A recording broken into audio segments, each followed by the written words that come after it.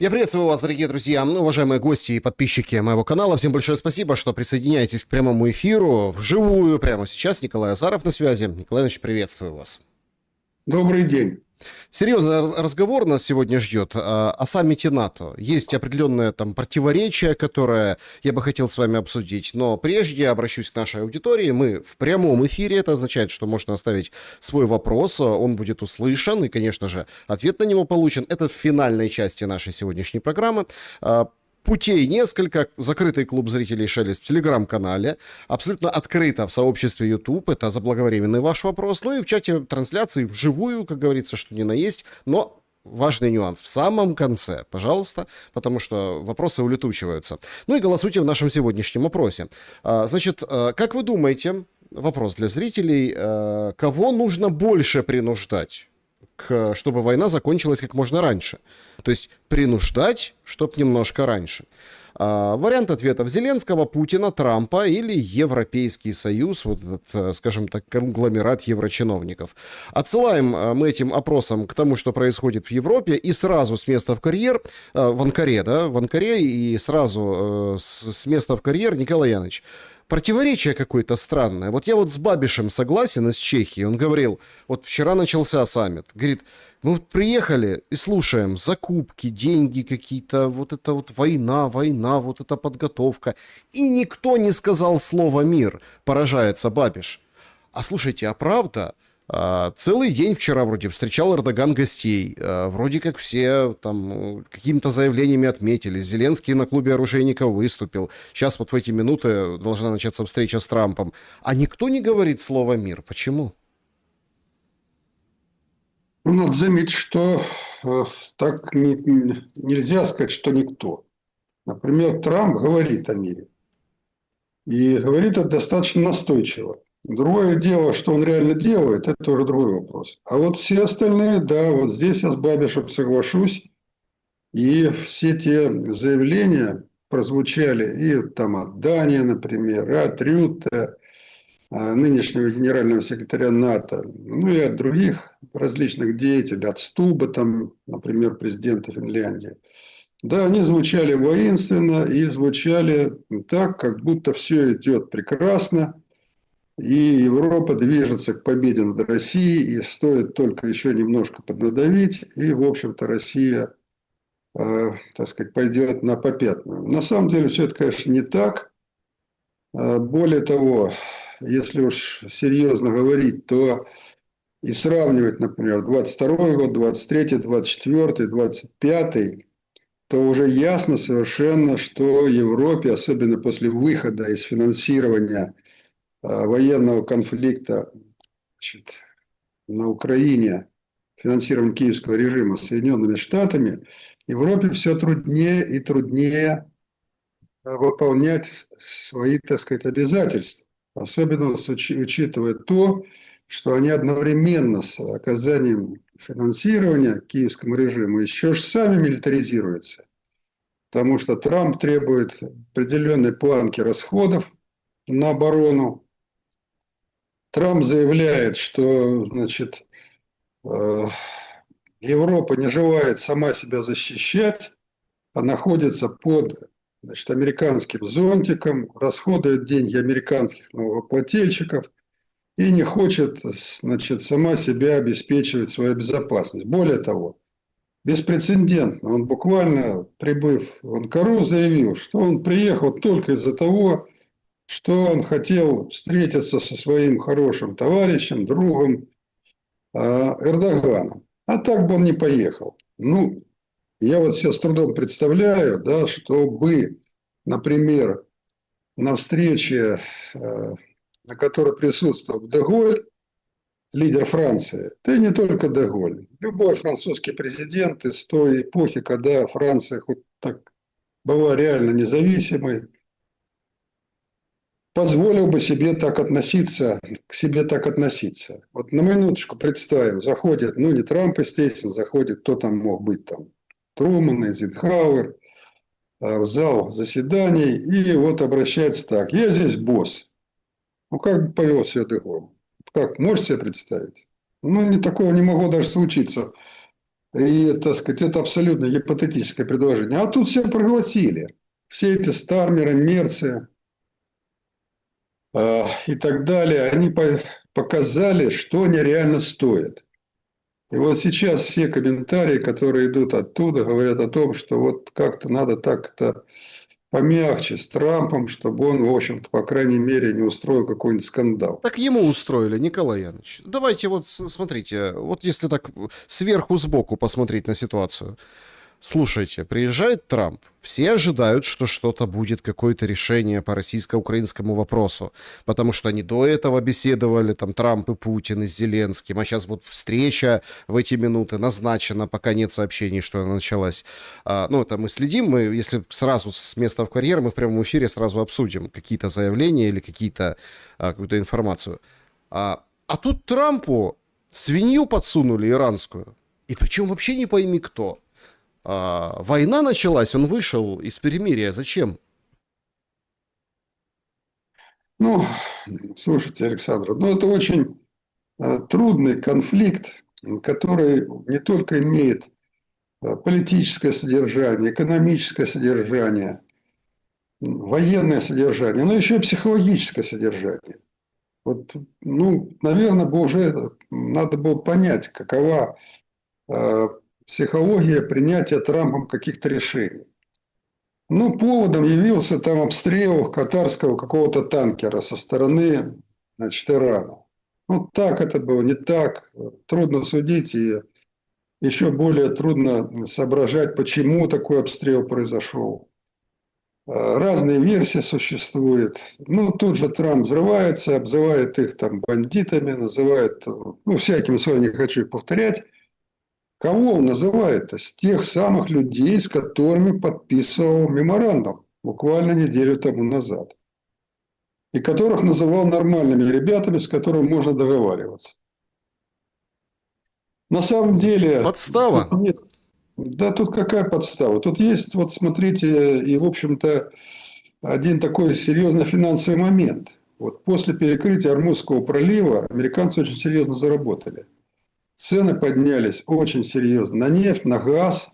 А поскольку они стали практически для Европы эксклюзивным поставщиком энергоресурсов, то американцы очень даже неплохо заработали. После объявления о, так сказать, начале перемирия или мира, в общем-то, цены откатились назад и даже достигали на нефть там, $70 за баррель. Поэтому вот тебе и хорошая причина снова, так сказать, пойти на какое-то обострение, снова нефть подскочила, снова опять, так сказать, барыши на стороне американцев. Ну, я даже не допускаю вот с точки зрения Трампа, что именно этот повод лег в основу. Но вполне мог. Вместе, как я уже заметил, психологическим фактором. Но я не случайно же сравнил, смотрите, отношения, значит, вот скажем, которые были внутри НАТО при других лидерах Европы и сегодняшние. То есть налицо совершенно, что Соединенные Штаты в лице руководства Трампа, да, они вообще в упор не видят всех этих лидеров, позволяют себе, ну вот даже на этом саммите, смотрите, по Испании высказывание, что это вообще очень плохие ребята, я с ними вообще торговать не буду, и всем советую с ними не торговать. Ну, между прочим, Испания – это приличная большая страна по своему экономическому весу. И, в общем-то, НАТО тоже не последняя, прямо скажем. Это не Мальта и не какая-то другая небольшая страна. Вот по Испании там положим. Ну, можно другие примеры приводить. В общем, там очень много кому досталось. Ну, и тому же самому Рютте, который там пытался максимально, скажем, такие приемлемые формулировки выбирать. Он, кстати, заявил на саммите, что вот НАТО вообще никогда ни на кого не нападало. Вот представляете, а то я встречался, кстати, с Рютте несколько раз. Значит, были у нас встречи. И у меня он создал на меня впечатление такого, ну, по крайней мере, взвешенного политика. Но он либо историю совсем не знает. А какая история? Это же события нашего дня, например, НАТО и агрессия НАТО против Югославии. Когда НАТО бомбило Югославию, это что, не нападение? Ну, можно назвать участие НАТО в агрессии в Ираке, да и много других моментов. Вот тут он на белом глазу заявляет, на чистом, ясном глазу заявляет, что НАТО никогда ни на кого не нападала. А вот Россия нападала. Ну, в общем, вот такая вот странная логика у этого Рюта, и не только у Рюта. Ну, вернемся все-таки к экономическим проблемам, которые не могли не отразиться на рассмотрении вот, вопросов финансирования киевского режима. Да, в Я, с коммюнике. вашего позволения, хочу подметить одну очень важную как бы деталь. Мы, что мы имеем? Да, вот смотрите, с одной стороны, Бабиш. Вот в чем противоречие? Вот то, что мы имеем по состоянию на сейчас, на эту минуту в саммите. Говорит, мир никто не говорит. Ну, кроме Трампа, вы как бы парировали, никто не говорит о мире. Хорошо. Ну так и о деньгах никто не говорит. Смотрите, то, что известно сейчас, это 50 миллиардов для НАТО на вот какое-то там вот перевооружение, в общем, оснащение и так далее. Вообще, так вот, если руку на сердце положить, копейки. Ну, для таких богатых стран, да, они же для себя имеют в виду. То есть об Украине ни слова. Да, вышел тот же Бабиш, говорит, мы там что-то будем участвовать в Пурле. Эрдоган говорит, будем участвовать в Пурле. Ни сумм, ни характера, ничего. Вчера, ну, чтобы, так сказать, поддержать потужность Зеленского, вышли нам все и объявили, что Канада выделяет деньги. Ох ты, ничего себе, для ПВО. Класс. А потом немножко посмотрели, поизучали на эту информацию. А это 650 миллионов, ну, там, 650 миллионов долларов. Потому что они назвали больше сумму в канадских долларах, неважно. Они об этом объявляли где-то месяца 3 назад или полгода. То есть новых денег, то, зачем едет Зеленский, как бы никто не говорит и не произносит. Может, еще не вечер, но это тоже как-то странно. Если вы говорите, не говорите о мире, говорите о войне, ну так выходите, называйте. Помните, как раньше, в 22-м году, в 23-м, миллиарды туда, миллиарды сюда. Такое ощущение, что у них их нет. Ну, вы правы, я об этом начинал говорить, но мы как-то съехали с этой темы. Ну, во всяком случае, вот смотрите, ну, я тоже хочу немножко вас поправить. Рютте на своей пресс-конференции заявил, что вот мы подготовили коммюнике, которое должно еще быть подписано, в котором выразим твердую поддержку, значит, Украине, ну, то есть киевскому режиму, и выделим на 26-27 год 80 миллиардов евро. Вот эту цифру он озвучивал. Не знаю, насколько она согласована, насколько она вписывается. Но 80 миллиардов – это, согласитесь, не 350 миллиардов, которые выделялись там, в 2023 году, в 2024. Но, тем не менее, деньги огромные. Вот просто я представляю себе масштаб этих цифр. Деньги огромные. И это все на фоне, в общем-то, такой очень серьезной экономической ситуации, особенно в Нидерландах, особенно там, в Германии, например, да, которые четко зафиксировали последние годы падение валового внутреннего продукта, ну и другие показатели экономические, говорящие о негативной тенденции, негативной ситуации. Но вместе с тем я не стал бы, значит, скажем, особенно трагедизировать ситуацию, потому что Европейский Союз – это все-таки огромное объединение. Вот, например, торговля Европейского Союза, товарооборот между Европейским Союзом и только Соединенными Штатами превысил 1,7 триллиона долларов. Вот можете себе представить, да? И он выравнивается постепенно. Раньше дефицит, значит, торговли был в пользу Европейского Союза, то есть имелся профицит. А сейчас, в общем-то, этот дефицит уменьшается со стороны американцев.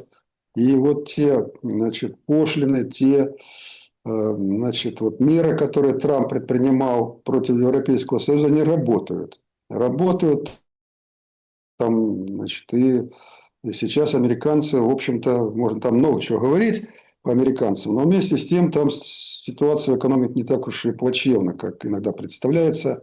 Все-таки сработали приток инвестиций, который он добился от целого ряда стран. Сработали перевод мощностей из Европы, производственных мощностей в Америку. Сработало, безусловно, повышение цен на нефть и множество других параметров. И хотя на Трампа внутри страны очень серьезно нападают оппоненты в преддверии выборов, да, тем не менее экономическая ситуация как раз в Соединенных Штатах не такая уже плохая, как иногда хотелось бы думать.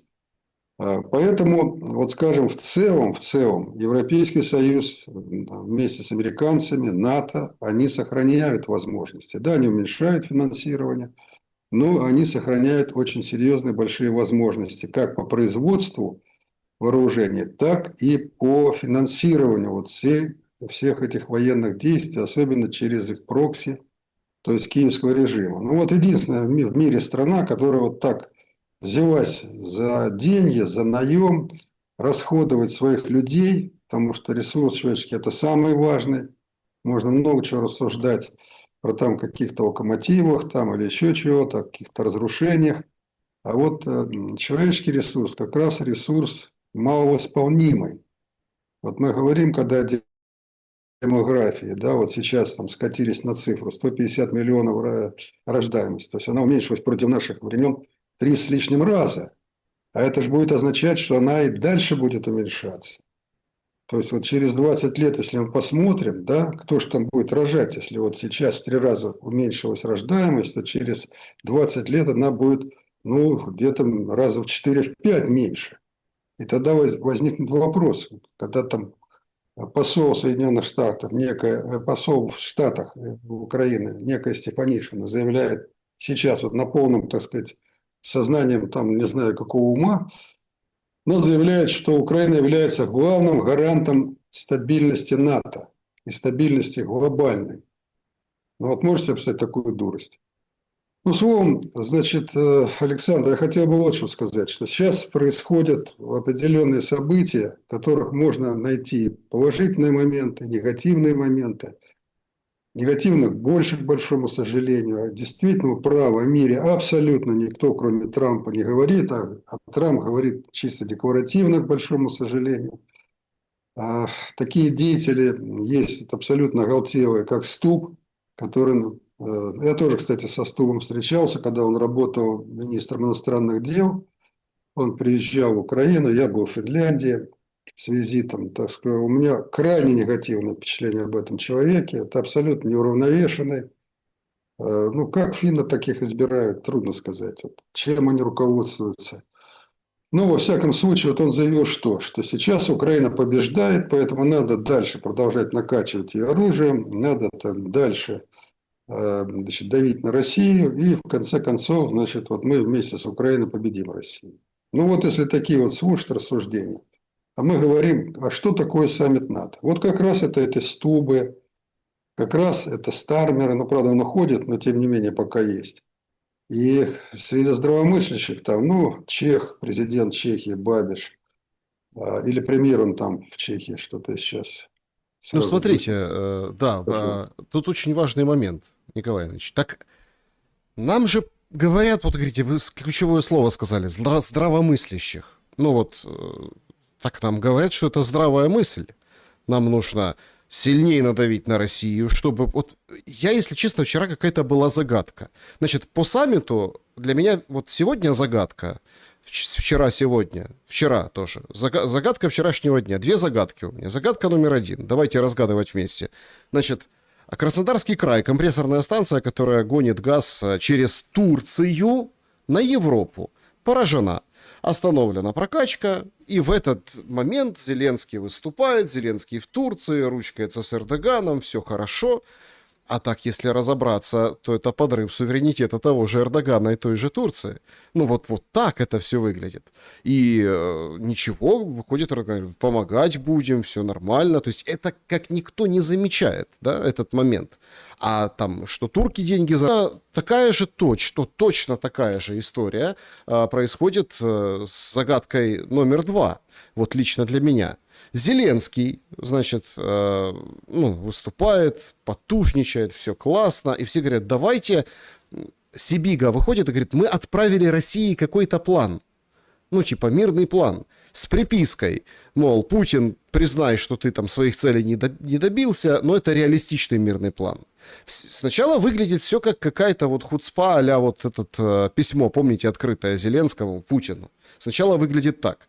Ну, а с другой стороны, если бы... А почему тогда не открытое предложение, реальное предложение от Украины? А что там? А покажите.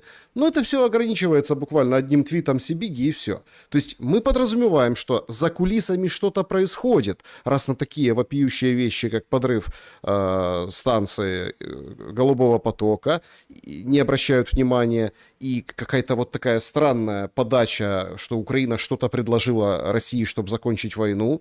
Какие мысли у вас по этому поводу? Вот две таких загадки, не могу понять, это в один день все. На самом деле, Александр, никаких загадок тут нет. А, Есть, значит, то, что присуще реализации любой политики. Да? Я в данном случае скажу, какой политики. Это цинизм, это лицемерие, это ложь. Значит, и, скажем, вот какая все-таки главная задача НАТО?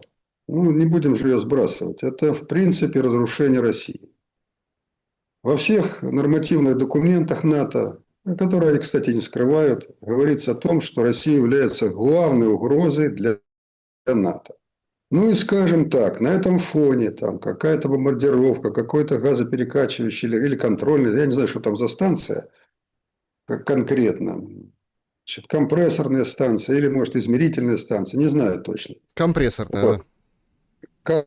Компрессорная, да, то есть перекачивающая, да. Ну вот на этом фоне тот же Эрдоган спокойно промолчал, потому что через его страну в последние десятилетия построено два газопровода достаточно мощные, через которые вот наши так называемые партнеры прокачивают в Европу газ, и уже ему не в такой степени, значит, даже и необходим российский газ. Но вместе с тем, поскольку российский газ относительно дешевый, на этом зарабатывает, наверное, значит, там где-то у него какой-то негатив по этому поводу есть, но он его даже не высказал, совершенно правы. Вот он встречался с Зеленским и не высказал его. Сказал, что ж ты, парень, я тебя поддерживаю, а ты меня, значит. Но то же самое он также себя повел, когда были обстреляны значит, танкеры, на которых погибли, значит, два турецких гражданина. Точно так же. То есть он промолчал, хотя в любом другом бы случае он бы начал возмущаться и так далее, и так далее. То есть Ну, еще один пример наброшу. Алиев. Говорят, там дальних кровей какой-то родственник Эрдогана, ну они же, да. Алиев точно так же. Вчера вызывают, потому что разбили заправку Сакар возле Одессы или Николаева, там на юге, да. И он вызывает посла российского, там все. Хотя вот месяц прошел, полтора, да, когда тоже погибли в Азовском море его граждане. В общем, ничего, просто там осудили, как бы никого никто не вызвал, и все. Вот такие двойные стандарты получаются.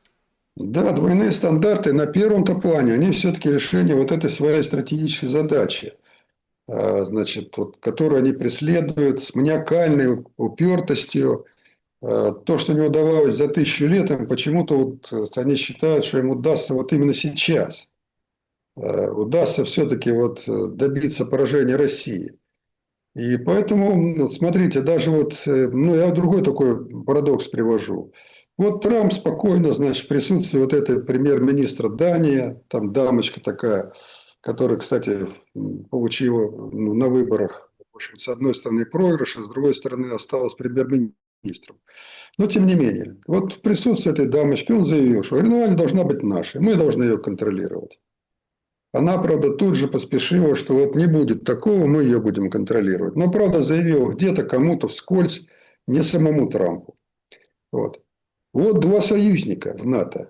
Так, один говорит, слушай, отдай мне часть твоей территории, без всяких разговоров.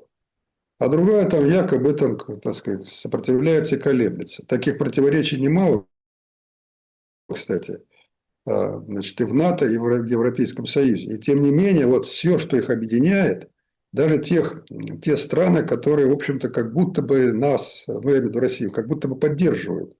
Там Венгрия, например, там, да, Словакия. А вместе с тем ни венгр, ни словак не встал и не сказал, ребята, давайте изменим стратегию все-таки. Ну, давайте же за мир думать. Но ваша стратегия рано или поздно приведет к мировой войне. Ведь не сказали? Не сказали.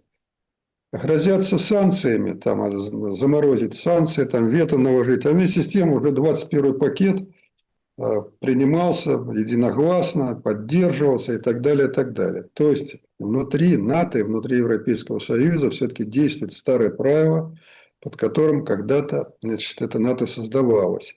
Только тогда, когда оно создавалось, все-таки там те игроки, которые создавали НАТО, были фигуры тяжеловесы. А сейчас вообще все это съехало на уровень мелких шестерок. Я извиняюсь за грубое слово по отношению, значит, к этим деятелям. Но, тем не менее, действительно, это люди, для которых Трамп, ну или не Трамп, там будет любой другой президент Соединенных Штатов, более, может, выдержанный, более корректный, он не будет, может, так их называть, но относиться к ним он будет именно так, как к своим подопечным, как к своим вассалам. И поэтому вот я всегда говорил и буду повторять, что договариваться надо не с каким ни с Европейским Союзом, а договариваться надо с хозяином. Каким бы он ни был, как бы ни сложно было бы с ним Ну а договариваться. как с ним договариваться? Давайте порассуждаем. Смотрите, сейчас распространилась информация, Анатолий Шари ее распространил, там подхватили, в общем, тоже там начали обсуждать в разных сегментах интернета. Мне даже как бы пишут, спрашивают знакомые, а что ты по этому поводу думаешь? Ну, так реальные знакомые, то есть это... В общем, ситуация какая? Якобы, ну там по его источникам, в министерствах уже как-то бизнесу, который в так называемых новых территориях, ну так назовем так, Российской Федерации, говорят, что вы там особо не рвитесь, да, непонятно еще чем дело кончится. Имеется в виду, не вкладывайте, а там, если что-то надо, то лучше продайте от греха, там, потому что неясно, что будет дальше. Трамп выходит и говорит, мы сделку будем, ну, подписывать по Украине. Вот это к вопросу, давайте договариваться с Трампом. Давайте. Нет, ну я, конечно, там знакомым, которые мне пишут, там звонят, я им говорю, что это, конечно, какой-то, ну, это дипломатический финт. И вот так к вопросу о предложении Сибиги, которое вчера было, да, это тоже очень важный момент. Смотрите, у России никогда не стоял вопрос территорий, ну, вот как земли. Ну вот никогда. Вопросы состояли в другом, как раз-таки в том НАТО, которое вот мы вот полпрограммы сегодня обсуждаем. Но как дипломатический кульбит, это мое предположение, я не знаю, никто не знает, что там в этом предложении, которое Украина отправила России. Вполне себе вероятно может стоять как бы Стамбул 22 года. Мы напомним, что в 22 году Россия не претендовала ни на какие территории, там Крым только, и тут там аренда обсуждалась такая, там 25 лет и так далее. Ну и полностью области Луганска и Донецка, ЛНР, ДНР. И как бы все. И, видимо, вот от этого как-то вот пляшут вот такие настроения, что, возможно, какая-то такая сделка, когда территории обменяют, где россияне стояли, отойдут, где украинцы сейчас стоят, это Славянск-Краматорск, отойдут. Хотя, конечно, Буданов вчера это все опроверг, это невозможно. Но информация такая гуляет, что в российском эстеблишменте уже как-то вот с прищуром смотрят на перспективы, так сказать, приобретений территориальных. И вообще непонятно, что за кем останется. Что вы думаете по этому поводу? И где здесь Трамп? Ну, Трамп ясно где. У него же позиция была какая? Вот она в Анкоридже была сформулирована, что, значит, с Донбассом все понятно. Так, то есть Зеленский должен, так сказать, согласиться с этими, значит, территориями в качестве того, что это российские территории. А, значит, вот по остальному, ну, надо находить компромисс. Вот такая же вот это была, так сказать, скажем, компромиссная позиция. Но после этого прошло достаточно много времени. Ведь, смотрите, прошло год. Значит, ну, почти год, да? Осенью же она была встреча в Анкоридже. Ну, Значит, почти год. в августе, 15 августа. Угу. 15 августа, ну, почти год, да? Вот. Таким образом, значит, позиция Трампа известна, он от нее, на мой взгляд, не отказывался, так неопределенно иногда высказывался, но в целом по этой позиции не отказывался. И вот сейчас ходят разговоры, что в ближайшее время все-таки приедет зять его, Кушнер и там, его друг Уитков, и снова возобновятся вот эта челночная дипломатия в плане приведения все-таки к компромиссу. Что там Сибига, значит, написал или отправил, ну, тут, я не знаю, даже гадать не хочу. Скорее всего, все, так сказать, перепев прежних всяких там позиций. Теперь все-таки вернемся вот к тому, что вы сказали. Ну, я живу в России, да, бываю там, встречаюсь. Я нигде таких разговоров не слышу. Более того, могу сказать, что такого и быть не может. Да, определенный бизнес в России, да, как и в любой другой стране, крупный бизнес, который связан с глобальными интересами, занимает, так мягко скажем, значит, какую-то такую позицию неопределенности. Вряд ли он ее высказывает где-либо, вряд ли, да. Вот. Но так в природе своей, конечно, ему необходимо было подказаться, в смысле уйти, вернуться в тот режим, когда не было никаких санкций, не было там, значит, никаких, так сказать, воздействий на него, все было прекрасно, замечательно. А как там жила Россия, там, в общем-то говоря, как и любому другому бизнесу, который деньги выкачивает из своей страны, абсолютно равнодушно, абсолютно плевать на это дело. Россия столетиями занимала не территории, Александр. Вот это надо понимать, политику руководства, значит, российской, там, царской России, имперской России, советской России, сегодняшней России. Главным для России были обеспечение условий безопасности страны и, безусловно, обеспечение безопасности для реализации плана развития. То есть, ну вот представим себе, что не было выхода ни в Балтийское море, значит, ни в Черное море, значит, ни в Азовское море. Вот оставался только один единственный выход через Белое море, там, значит, на севере страны, как это было при Петре, например, да? Смогла бы Россия выйти на те экономические позиции, там, позиции своей безопасности? Ну, конечно, нет. Потому что легко было зажать в развитии, в торговле, в чем угодно. Поэтому последовательно осуществлялась политика не приобретения земель, а приобретения условий для реализации вот своего темпа, своего экономического развития. Поэтому тут не о территориях надо говорить. Вот. Надо говорить о том, что без этих территорий развитие России как огромнейшей страны, богатейшей своими минеральными ресурсами, да и экономикой, в общем, достаточно большой, да, невозможно. Вот исходя из этого, а российское руководство продолжает ту политику, которая всегда была. Вот просто так отдать что-то, то, что обеспечивает безопасность, ну, про Крым я вообще даже говорить не хочу, это просто исключено. Потому что Крым, значит, всегда был, собственно говоря, российским. И, так сказать, только волюнтаризм Хрущева в свое время позволил перейти. И то ведь это же было чисто формально. Вот когда говорят, вот Крым передали. Кому передали-то? Ну, что такое Украина была? Украинская Советская Народная Республика социалистическая. Подождите, Кому? ну вы же бывший премьер-министр все-таки Украины. Вы Ну, так же что? тоже руководили процессами в том же Крыму, когда Крым был Да, украинским. руководил. Да, ну и что? Вот скажите, пожалуйста.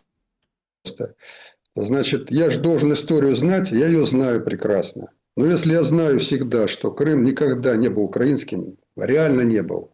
То есть он, да, управлялся какое-то время, когда, значит, и когда передавался, то он кому передавался? С одной руки на другую, да, потому что и Киев управлялся Москвой, так, и передать, или Российская Федерация управлялась Москвой, поэтому передать из одних в руки в другие и продолжать управление. Смотрите, Севастополь никогда вообще не входил в состав Украины. Никогда. Это была территория центрального подчинения. И мне сам Кравчук лично рассказывал, когда обсуждался вопрос в Беловежской пуще, значит, раздела, будем говорить, значит, Советского Союза, он мне прямо сказал, что я бы, если бы Ельцин сказал, отдай мне Крым, он без разговоров бы его отдал. Вот вам позиция Кравчука. А вы говорите, я был премьер-министром. Да, я был премьер-министром, но я всегда знал, что в Крыму абсолютно пророссийское население живет. За исключением определенной небольшой категории татар, вот, все остальное население было пророссийским. И Россия никогда, вот даже в процессе раздела Черноморского флота, да, ведь пошли же мы не от хорошей жизни, а на то, что признали наличие российской военной базы морской, военно-морской, да, и подписывали там, потом это чисто формально подписывали договора о продлении аренды. Нам всем было ясно, что Россия никогда из Крыма не уйдет. Мне это было как премьер-министру абсолютно очевидно. Поэтому за Крым даже разговаривать нет смысла никакого. Так? То есть Россия ни при каких условиях жизни Крым не отдаст. Тем более за него было столько сражений, схваток. Почему, кстати сказать, англичане организовали, ведь, смотрите, зачем там бомбардировали пантеон славы, значит, или вот музей, в котором располагалась панорама битвы, Севастопольская битва, да? Почему? Вот им было надо просто, она никакого военного значения не имела, естественно, абсолютно никакого. Но им надо было унизить Россию в очередной раз. Вот. В Англии, кстати сказать, вот на одной из центральных улиц в центре есть памятник такой известный достаточно, да, памятник тем людям, которые погибли, значит, со стороны Великобритании вот в Крымской войне. Там, кстати сказать, достаточно много родовитых семей погибло. Ну, неважно, все это так мы углубились в историю, и я немножко, так сказать, вот эмоционально говорю, но для меня понятно, что, значит, по Крыму даже разговаривать бессмысленно. А Теперь по поводу Днепропетровской, Сумской, Харьковской, Херсонской, Запорожской областей. Ну, то есть то, что не Крым и не Донбасс. вот теперь смотрите, идем дальше. Да? Кстати, еще замечу, что когда, значит, вот, скажем, после раздела Советского Союза, после, вернее, распада Советского Союза, ведь какие мы границы получили? Вот зададимся простым вопросом. Государственные или административные? Мы получили административные границы. Потому что если подходить юридически, значит, мы должны были государственные границы оформить в виде договоров. И мы эти договора начали оформлять, Украина, я имею в виду, вместе с Российской Федерацией. Почти 7 лет велись переговоры, достаточно трудные, да, продолжительные, потому что на самом деле много было спорных вопросов, потому что границы проводились произвольно в свое время, административные, и много было спорных вопросов. Но в 1997 году был окончательно подписан так называемый Большой договор о дружбе. Я считал его чрезвычайно важным. Почему? Потому что в нем впервые именно были узаконены государственные границы сухопутные между Россией и, значит, Украиной. Вот, обратим на это внимание. Да, и морские границы, в общем-то, наметились, значит, пути решения этого вопроса. Ну, там возник вопрос по фарватеру Керченского пролива. И вот отложили. Вот единственный вопрос, который не был согласован, да, это был вот этот вопрос. Теперь, когда вдруг ни с того ни с сего Порошенко, ну, Порошенко недалекий человек, вообще-то говоря, он заявил о расторжении Большого договора, и его действительно расторгли, то есть прошло заседание Верховного Совета, принят был закон, так, подписал Порошенко этот закон, то Украина оказалась без государственных границ. Я не знаю, почему об этом мало говорят и мало, так сказать, рассуждают. Теперь все, теперь начинай сначала, начинай снова оформлять государственные границы. В результате вот этого абсолютно бесшабашного хода я не сожалею вот данной ситуации, абсолютно не сожалею, потому что, на мой взгляд, тот режим, который пришел после государственного переворота, это прежде всего, Александр, антигосударственный, антиукраинский режим. Вот с какой стати я должен за этот режим, как говорится, переживать, потому что чем быстрее он рухнет, этот режим, и чем быстрее придет именно ориентированный, национально ориентированный, то есть с точки зрения сохранения украинского народа как такового, сохранения украинской державы как таковой, тем будет лучше и тем будет перспективнее именно для украинского народа. Что Николай сейчас Иванович, происходит? вы сейчас говорите сенсационные вещи. Получается, юридических границ нет. Получается, вся вот этот нарратив. Ну, вот просто здесь кто-то как шок воспринимает, а можно же это все выкрутить и вывернуть как шанс. Ну, вот как шанс закончить войну. Нам же как Зеленский декларирует вместе со своими товарищами, что мы не... Буданов вот давал интервью, говорит, нет, мы не можем, это там нельзя, у нас там конституция, у нас там еще что-то. А если есть граница только административная, то, получается, это все ложится и можно унормировать. И, в принципе, тогда головы класть за лесопосадку уже вроде как и не надо. Ну, то есть, значит, причины войны вообще в другом? Ну, причина, конечно, в другом. Вот смотрите, я же вам не случайно рассказываю, что столетиями внешняя политика России вырабатывалась на принципах безопасности и условий развития. Так? Вот два главных условия. условия безопасности обеспечить, так и условия для развития, то есть логистика, там, торговые пути и так далее. Столетиями она вырабатывается, она не может быть измениться. Теперь, а что представляла себя Украина? Она была эта страна как государство с международно узаконенными границами, например, после распада Советского Союза. Не была. Потому что сам распад-то незаконен. Собрались три кадра и приняли решение о распаде. Еще предатель Горбачев, который подписал. Ну, а где это узаконено? Каким решением? Всего Советского Союза. Он же создавался как механизм съезда, где представители республик, полномочные на тот момент, 22 год, приняли решение о создании вот этого союза в рамках вот этих вот государств, которые объединились вокруг, так? А где аналогичный акт по распаду? Никакого аналогичного акта не было. Ну, идем дальше. Ладно, на это мало кто обращает внимание. Но дальше стоит тот же самый вопрос, о котором я говорю. Потому что все в мире, войны, не войны, там дележки, распады, но они потом заканчиваются узаканиванием реальным государственных границ.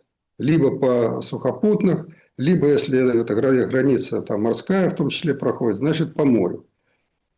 Но везде всегда этот процесс происходит, эти границы признаются миром. То есть сначала надо договориться, соседи должны договориться.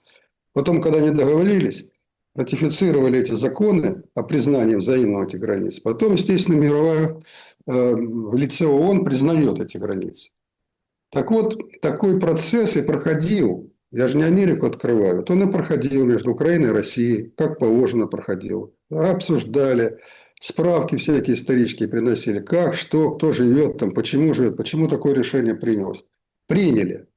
Теперь взяли и без всякой войны, ведь не было уж, когда Порошенко принимал вот это условие, да, вернее, принимал это решение о расторжении Большого договора о мире и сотрудничестве.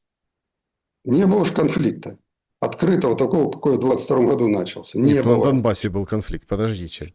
Но в Донбассе был конфликт какой? Типичная гражданская война. Так? Россия в нем участвовала? Вот скажите. Ну, участвовала. Каким образом она участвовала? Предоставляла оружие, деньги, технику и солдат. Об этом уже позже, уже после широкомасштабного вторжения открыто заявили и признали. Если раньше нас там нет, то потом они там есть. И это, в принципе, карты вскрылись. Уже это бессмысленно обсуждать, это очевидная вещь. Александр, тут не так бессмысленно, как вам кажется, потому что действовали Минские соглашения, которые были узаконены решением Совета Безопасности ООН. И в этих Минских соглашениях что признавалось? Что эти территории должны быть автономными, да, в составе чего? Украины. Да. Вот что действовало. Так или не так? Вот о каком... Так кто разорвал Минские соглашения реально? Кто их не выполнял? Не выполнял прежде всего Запад, который устами Меркель, Олланда и того же самого Порошенко заявили, что мы подписывали только для того, чтобы накопить силы и отвоевать Донбасс. Только для этого. Да более того, Фридман, это аналитик Ренда, где-то в октябре или в ноябре 2021 года опубликовал план захвата Донбасса. То есть план, разработанный, там, естественно, наверняка НАТО и с участием, естественно, украинского генштаба, разработал план захвата. Вот какая была реальная ситуация. Поэтому все шло к тому, что если Минские соглашения были реально выполнены, то Донбасс был в составе, значит, Украины формально. Я подчеркиваю формально, потому что были уже сформированы органы власти, в Донбассе были проведены референдумы. Вот. Но Россия занимала позицию, я же здесь находился, поэтому я эту позицию очень хорошо видел, чувствовал и, так сказать, обсуждал ее не раз. Вот. Но, значит, позиция формальная и фактическая заключалась в том, что вот надо выполнять Минские соглашения. Вот сейчас очень многие, так сказать, политики российские осуждают эту позицию, но в то время она преобладала, что надо выполнять эти Минские соглашения и обеспечить условия определенные для, значит, вот Донбасса, Луганской и Донецкой области в плане там соблюдения прав определенных и так далее. Я знал, что такие права, конечно, естественно, соблюдаться не будут, как только вот это все-таки замкнется в каких-то вот условиях, да. Ну, видел это, потому что отношения в Киеве Донбасса было крайне негативным. Но, тем не менее, они формально действовали. Так? Сейчас они не действуют. То есть мы вернулись к статусу, который существовал в 1991 году. Мгм. Все. Вот вернулись к этому статусу, когда нужно снова заново обсуждать, а почему в 22 году, несмотря на то, что существовала Криворожская Донецкая республика, так совершенно самостоятельно, ни в какую Украину и близко не входила, почему вот эта Донецкая Криворожская республика была передана Украине? Ну-ка, давайте сейчас сядем за стол, вспомним события столетней давности. Вот к чему привело вот это вот, значит, решение по расторжению вот этого, так сказать, да, многострадального, я скажу, потому что 6 лет или почти 7 велись переговоры, где вот все-таки пришли к определенному согласию. Так что сейчас изменилась реальность, так, она реально произошла, так сказать, тут уже как-то вот запихнешь вот Донбасс сейчас в состав Украины. А Вот я, Крым? да, примерно. И Крым тем более. Ну, как вот ты их запихнешь? Никак. Просто М, никак. Смотрите, я хотел бы с вами И вот обсудить. это, вот Да. сейчас, Александр, и вот это должна власть, которая сейчас находится в Украине, ну, она не самостоятельно, это, так сказать, это бесполезный разговор. Но это должны осознать, Трамп это осознал. Американцы это давным-давно осознали. Европа тоже в глубине души осознала, что если мы хотим мира, значит надо, ну, пока им выгодно продолжать военный конфликт, они будут что угодно говорить. По поводу военного Но конфликта два момента хотел с вами обсудить. Значит, выходит, это тоже очень интересный политический и вот такой мировоззренческий взгляд на происходящее. Именно вот в этот момент, да, смотрите, саммит НАТО, да, там, у нас на самом деле сейчас в эти минуты то, что происходит вот во время нашего эфира, это, конечно, ад в Киеве. Каждые 10 минут запускается реактивный дрон, и каждые 10 минут этот реактивный дрон поражает какую-то цель. ПВО голое. Прилетело на рынок Троещинский. Знакомые места. Значит, и до сих пор еще не могут откашлять юридически и государственным уровнем, на государственном уровне, управленческом уровне, ситуация, которая была вот, да, в Вишневом, приводят кадры, там вот эти все там ставят музыку, все так сочувствуют и сопереживают, но внезапно, спустя сутки, вчера, да, Сырский говорит от Сырского, ВСУ говорит, ой, а мы ни при чем, это вообще был не наш объект, в общем, а что поразили, как поразили, а люди требуют ответа, им никто ничего не отвечает. То есть идет очень тяжелая, например, эскалация.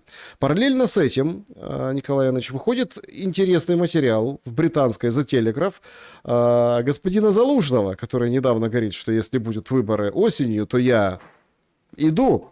Значит, Залужный, колонка The Telegraph, буквально пару моментов. Все больше западных аналитиков в настоящее время утверждают, что Россия фактически проиграла войну. Это опасная ошибка, оценки хода войны. Она отражает тенденцию интерпретировать события через призму отдельных успехов на поле боя, а не с учетом более широкой стратегической картины. Говорит, что развитие военных технологий сделало невозможным быстрые прорывы. Ну, он писал это еще и раньше. Украинские удары по России хоть и наносят Москве ущерб, и он реальный, но эти атаки дорогостоящие, технологически сложные, в конечном счете вызывают ответку, которая могут быть еще более мощнее. И ни одна из сторон, пишет Залужный, не может рассчитывать на то, что такая форма ведения войны приведет к решающему стратегическому результату. Ну и он оценивает, что на поле боя нечто близкое к равновесию, Россия не может захватить, Украина отвоевать, и решающим является то, какое общество сможет дольше выдерживать экономическое, военное, психологическое бремя затянувшегося конфликта. Я не знаю, как это можно выдерживать, когда даже, ну, видимо, жареный петух клюнул, что ВСУ говорят, не-не-не, не-не-не, не-не-не, то есть это не наш объект, а чей? И согласны ли вы с Залужным? Прокомментируйте обстрелы, удары и вот этот вот взгляд Залужного с берегов Темзы.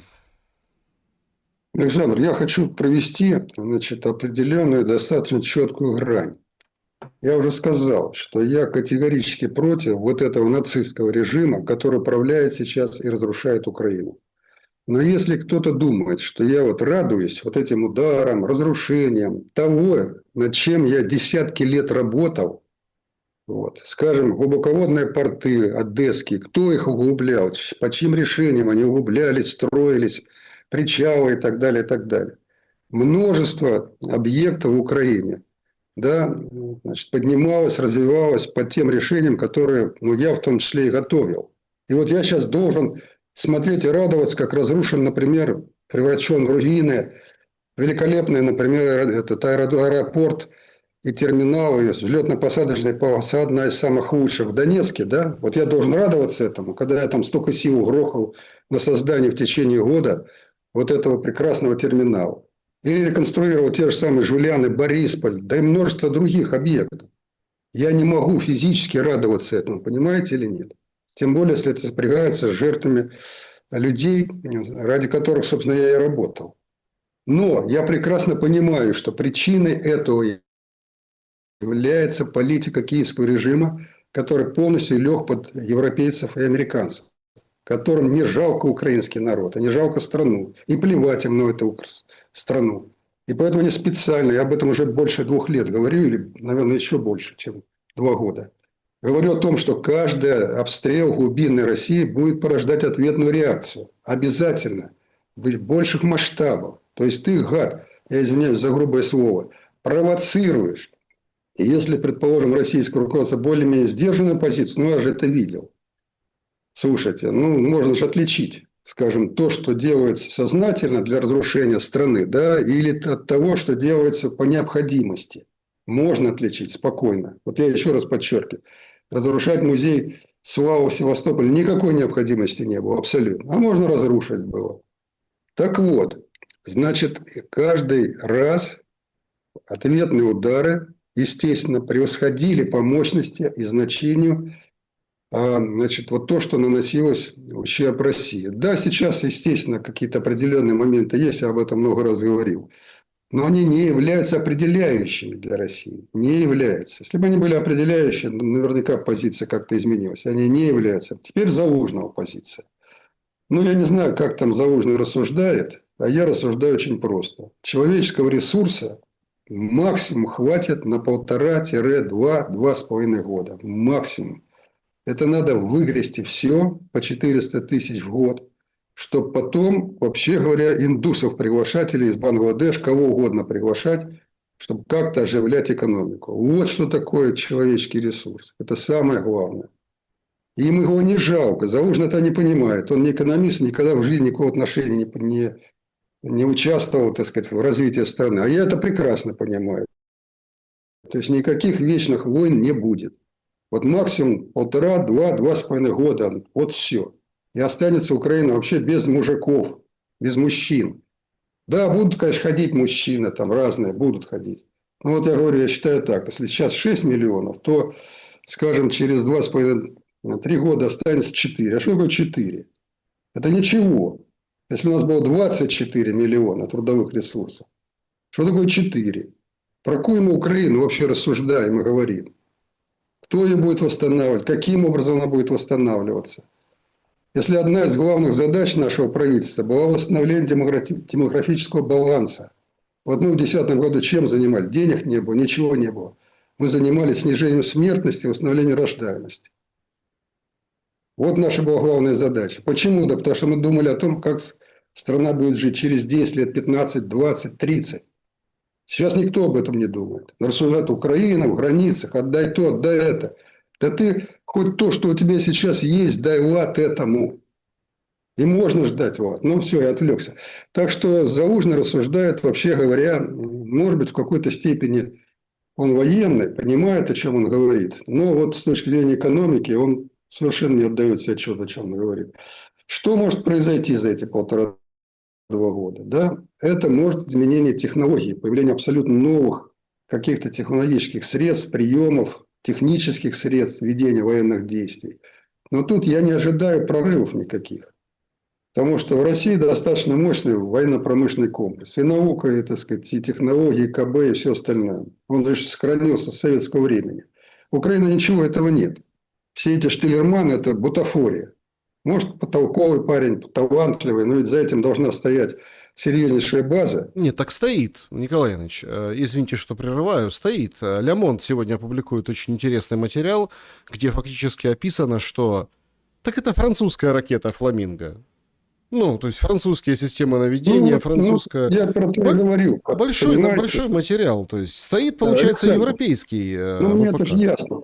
Потому что, смотрите, вот еще в 2000 году, да, КБ «Южная» и «Южмаш», ну и еще, так сказать, не только же эти два предприятия, но и комплекс всех примыкающих предприятий был достаточно мощный, что мы разрабатывали и делали такую программу серьезную, SEA-Launch, да?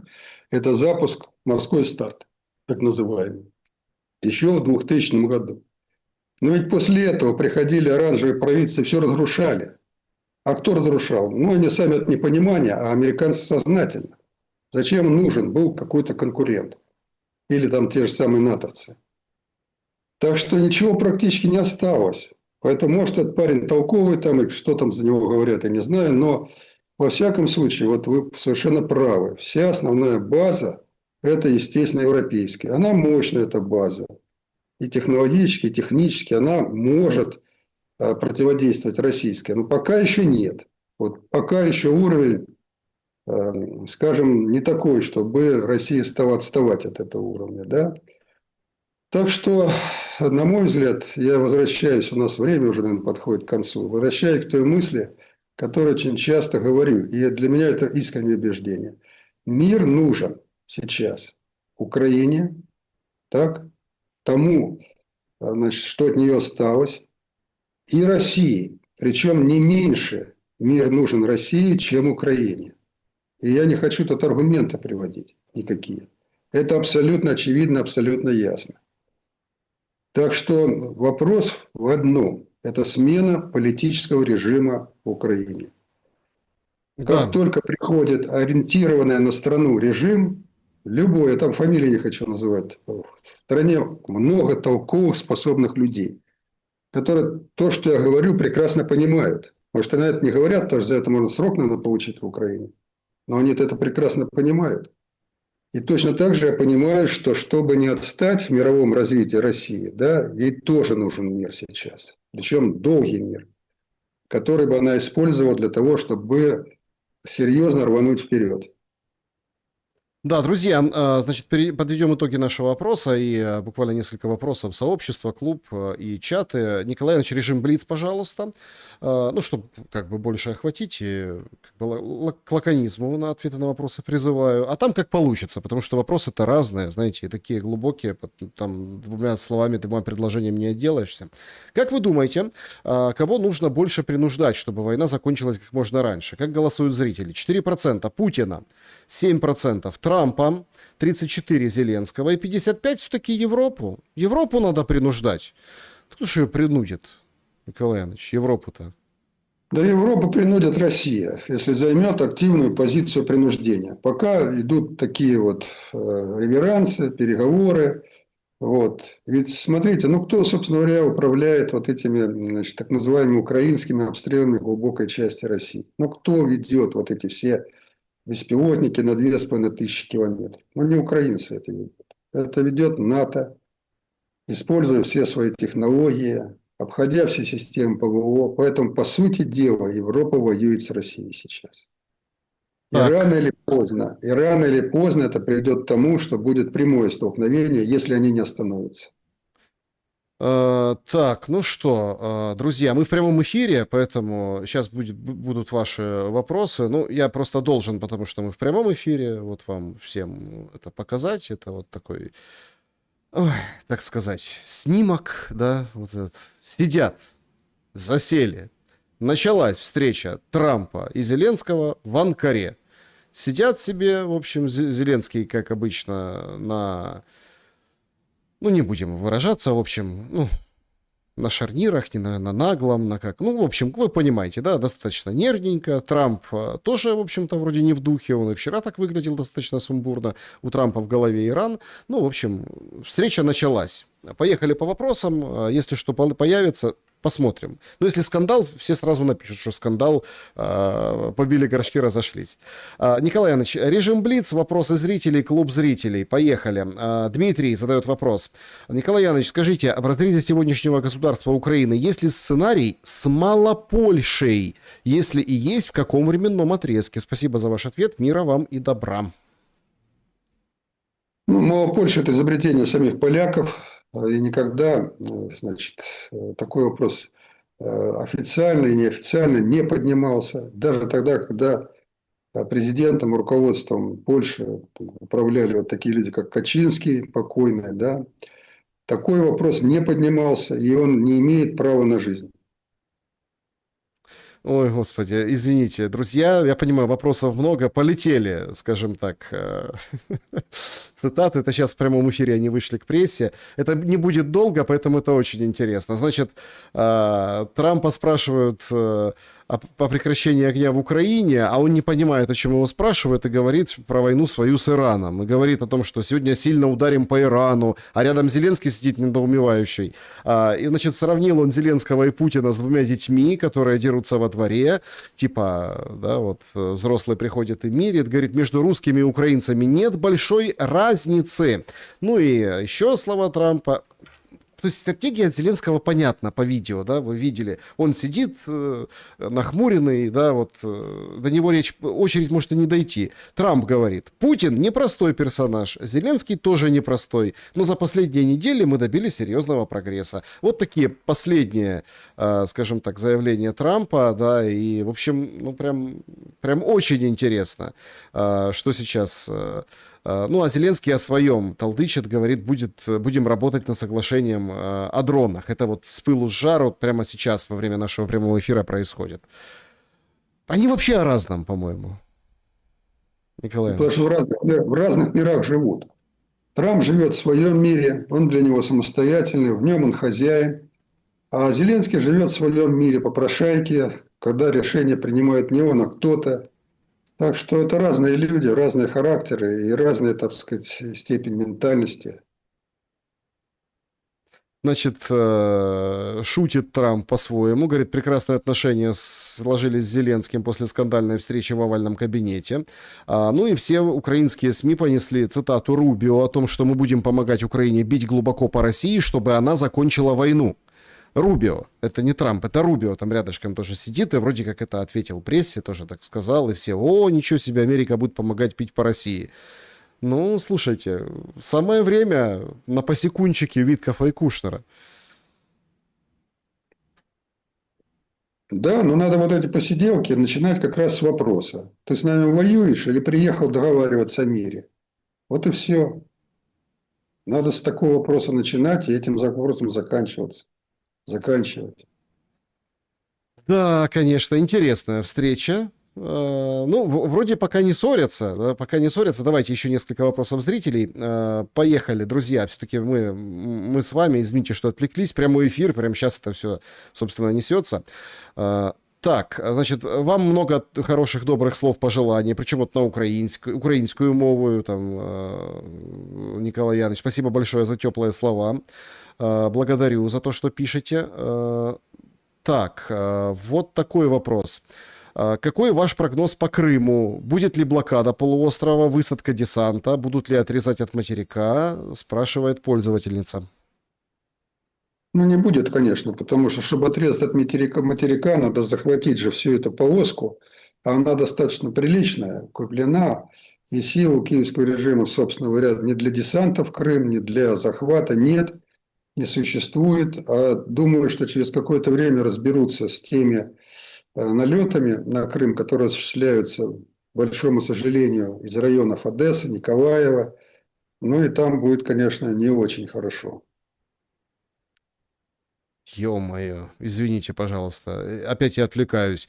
Мы имеем свои интересы в Украине, минеральные запасы. Надо воспользоваться тем, что эта земля может дать. Трамп при живом Зеленском. Ну, все понятно, Николай Иванович. Конечно, ну, они вот, будут. понимаете, надо то, что вам понятно, чтобы было понятно каждому жителю Украины. Вот Да. как они воспринимают Трамп и тому подобное, как они Украину воспринимают. Не с интересов Украины, а с точки зрения своих собственных интересов. Но это же надо видеть и понимать. И множество уже свидетельств этому вот за эти годы. Множество. Константин спрашивает, украинские специалисты принимали участие в разработке документа о евроинтеграции? Или вас еще тогда, Николай Яныч, поставили перед фактом, мол, подписывай то, что дают? Смотрите, какая была история, буквально 2 минуты. Значит, где-то в 2000, наверное, шестом или седьмом году, ну, уже с правительством Тимошенко-Ющенко это было, была начата разработка, значит, вот этого соглашения. Оно большое, огромное, там множество всяких позиций, пунктов. В 2010 году мы продолжили эту работу, и, конечно, украинцы, значит, наше Министерство экономики, Министерство иностранных дел, Министерство юстиции, другие промышленники, экономисты, значит, под руководством заместителя министра экономики, с фамилией его не помню, вот. Но вот они начали регулярные поездки в Брюссель и приемы делегаций Европейского Союза. И, наконец, где-то, наверное, в 2011 примерно году прорисовался окончательный вариант. Ну, не окончательный вариант, а такой предварительный, будем говорить, вариант соглашения. Вот тогда мы его начали, я имею в виду на уровне руководства, начали внимательно изучать. Самые первые расчеты показали, что на уровне заместителя министра нельзя вести эти переговоры, потому что ну, он где-то соглашался на все и так далее, и так далее. Для него была главная задача отрапортовать, что вот мы заканчиваем, мы уже приходим к итоговому варианту. Поэтому уровень переговоров был поднят. Ну, я вот достаточно сказать, наверное, раз 8 летал в Брюсселе, в Киеве принимал. Значит, наши вице-премьеры участвовали активно в этой работе. Так что сказать, что кто-то там за нас писал, нельзя. Все это обсуждалось как на уровне, скажем, клерков, так и на уровне еврокомиссаров, непосредственно отвечающих. Кто отвечал, там, предположим, за торговлю, кто отвечал за значит, энергетику, ну и так далее. Вот на этом уровне сидели, обсуждали. В середине 2013 года мне стало ясно, что никак они не идут на самое главное. Так, а что для нас было главное? Это прежде всего открытие европейского рынка для наших товаров, не связывать их с условием соответствия стандартами, там, техническими нормами регулирования. Наша товарная продукция должна быть принята на рынках Европейского Союза. Она соответствовала по качеству, она соответствовала по ценам, мы были конкурентны. Но если нам ставить условия, что это должно соответствовать европейским стандартам, мы сразу становимся неконкурентными. Второе. Для того, чтобы выйти на стандарты, нам необходимы кредиты. И вот мы 2 условия стали. Первое. Лет на 8-10 растянуть переход страны на новые стандарты и в течение этих 8-10 лет финансировать нас или кредитовать. Я даже не просил финансирования. Мы просили кредитования на нормальных условиях, чтобы мы смогли соответствовать этим условиям. Также летом стало совершенно очевидно, что ни на первое, ни на второе условие, значит, европейцы не идут. Они воспринимали нас по привычке еще с 2005 года, когда Ющенко пришел к власти, что мы, ну как бы сказать, марионетки. Нам как скажут, так мы и должны делать. Вот какое было восприятие. Однако переговоры с нами показали, нет, с нами так не обойдешь. Тогда с нами начали разговаривать языком ультиматумов. Не вы, так мы найдем таких, которые подпишут. Ну вот и произошло то, что произошло. Поэтому где-то летом же этот текст соглашения был опубликован. Кто его читал? Читали вот те, кто прыгали на Майдане? Конечно, нет. Читал его какой-нибудь Яценюк? Конечно, нет. Им это было неинтересно. Они другими целями руководствовались. Но промышленники, вот наши руководители, генеральные директора там, и так далее, они читали. И вот уже летом поехали в Киев говорить, не, вот знаешь, мы с нашими изделиями туда не зайдем. А они-то придут со своими аналогичными. И куда же мы тогда пойдем? С умой? По миру? Ну, так и Вот какие получилось. вопросы. Да, Вот какие вопросы перед нами ставились. Поэтому говорить, что там вместо, значит, украинцев кто-то нам выписывал чего-то. К большому сожалению, текст соглашения выписывался совместно. Вот. И попытки привести его более-менее в такое нормальное условие были предприняты только уже где-то там в 2012-2013 году, и эти попытки не венчались успехом. Значит, Николай Яныч, кроме Рубио, который там заявил, что обсуждают возможность наносить удары вглубь России, ну, типа помогать, да, чтобы Россия видела, как сложно защищать свое воздушное пространство, Трамп дал понять, что США дадут Украине лицензию на производство Патриот. Мне птичка нашептала, что мы дадим им право делать Патриот. Мы покажем, как это делать. Тогда вы не сможете жаловаться, что мы не даем вам недостаточно. Делайте их сами, сказал Трамп Зеленскому. Вот надо понимать Трампа. Вот сейчас просто многие сейчас кинулись, да, а надо немножко понимать Трампа, что он имеет в виду. Ну, это шутка, самая настоящая. Ну, предположим, даст он лицензию. Ну, хорошо. Где вы развернете эти технологии, где вы найдете кадры? Ну, потом россияне же узнают мгновенно, где это находится, что это делается. Средств поражения у них сверхзвуковых всяких, которые не подлежат перехвату, это найдется. И ничего от этого производства не будет сделано. Это абсолютно очевидно. Это раз. Второе.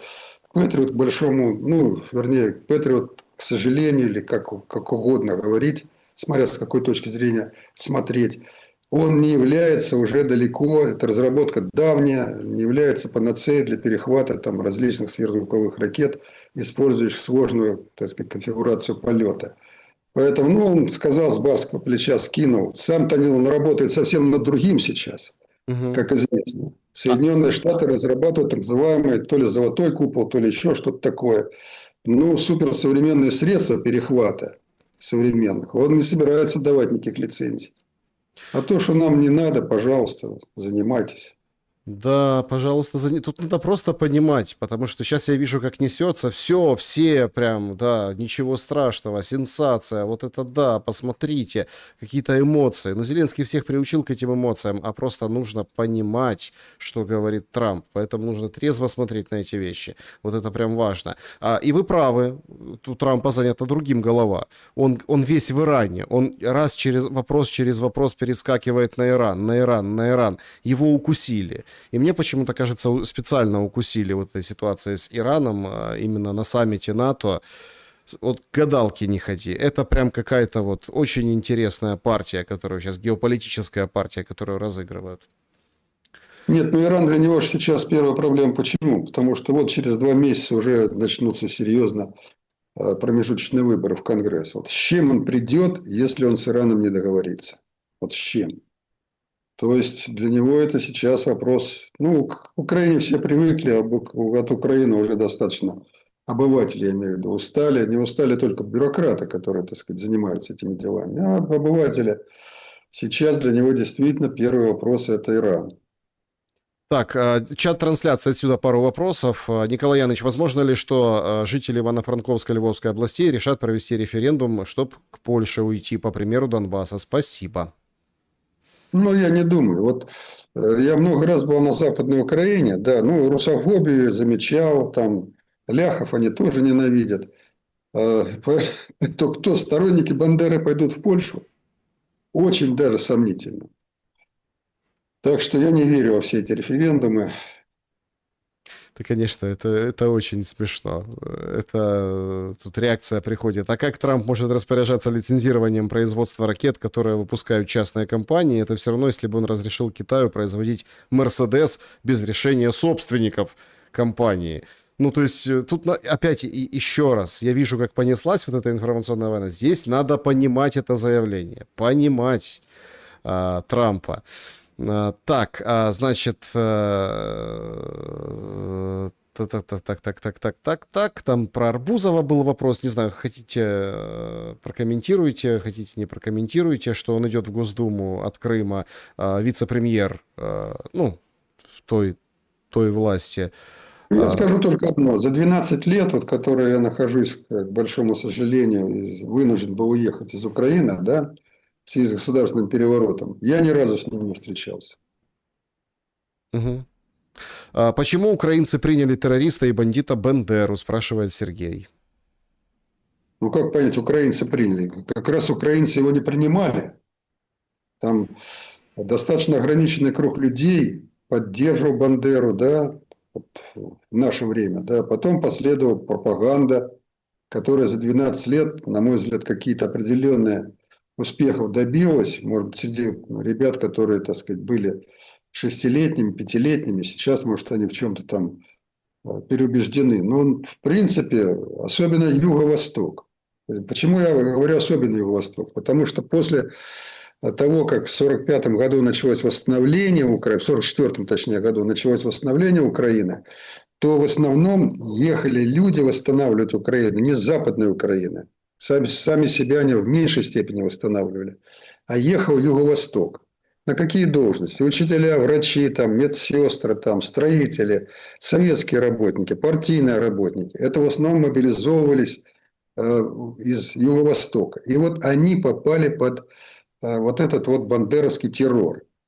И поэтому на Юго-Востоке, как нигде в Украине, хорошо знали и помнили, как погибла их там мать, там брат, сват, там еще родственники, близкие и так далее. Вот я же это застал, потому что я же много лет прожил в Донбассе. Я это видел, слышал неоднократно, поэтому, скажем, вот в Юго-Востоке абсолютно не принимали Бандеру. Также точно, кстати, не принимали в Центральной, за исключением Киева, потому что Киев был заселен выходцами из Западной Украины во многом после 1991 года. И они там даже, так сказать, вот, скажем, самые депутаты Верховной Рады от Киева избирались, в основном нацистские. В основном. Вот 9 депутатов, по-моему, от Киева сюда, так сказать, избирались. Вот и все эти 9 были такие крайние националисты. Так, значит, извините, я перескакиваю, друзья, с вопросов, но тем не менее, значит, из важного. Дональд Трамп заявил, что на Владимира Путина оказывается очень сильное давление для завершения украинского конфликта. У нас уже очень сильное давление на Путина. Я не думаю, что ему нравится то, что происходит.